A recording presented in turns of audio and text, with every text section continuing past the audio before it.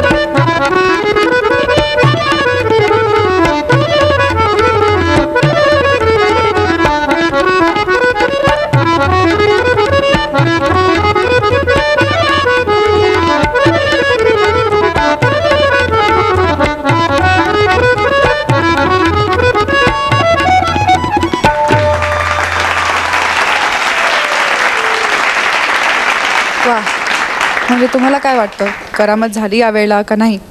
झाली. अरे वा, कॉन्फिडन्स बसतंय. गुरूंना विचारूया. नंदूजी, सारंग, पेटी अप्रतिम वाजवलीस. यमन रागामध्ये पहिल्या सुरुवातीला आलापीसुद्धा थोड्या वेळामध्ये चांगली केलीस तू. धन्यवाद. एक तालमधली चीज वाजवलीस, आवडली.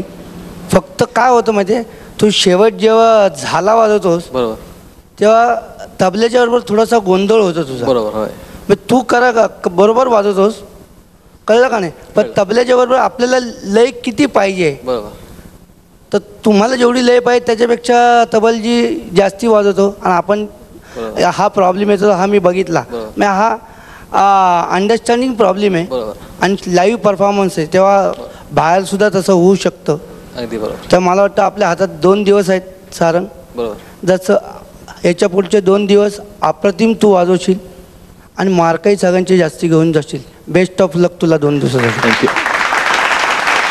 रवींद्रजी 5 मिनिटामध्ये एक पीस सादर करायचं आहे, त्या दृष्टीने तुम्ही एक बांधेसूद मांडणी होती. पण कालचा परफॉर्मन्स आजच्यापेक्षा थोडा बेटर होता आणि त्याचा विचार तू कर असं मला वाटतं. नक्कीच. मांडणी बांधेसूद होती पण फिनिश ज्याला म्हणतो ना बरोबर. तो थोडासा कमी होता. नक्कीच. हां, सुधारणा कर. थँक्यू. विजयजी खूप आवडलं. रवीजीने म्हटल्याप्रमाणेच कदाचित मी काल ऐकल्यामुळे मी तुला आता रोळावलोय. बरोबर. म्हणजे तू तर खूपच उत्तम वाजवतोस, उत्तमच वाजवतोस. पण मी थोडंसं रोळावलो. तूच माझे कान तयार केलेस. तुझ्या परफॉर्मन्समुळे मीच ग्रूम झालो आहे. बरोबर. स्टोरी स्क्रीन प्ले डायलॉग बरोबर. चांगले होते. थोडंसं स्लिकनेस नव्हतं स्टोरी स्क्रीन प्ले डायलॉगमध्ये असं मला वाटलं. धन्यवाद. गुण पाहूयात. नंदूजी 7 गुण दिले आहेत.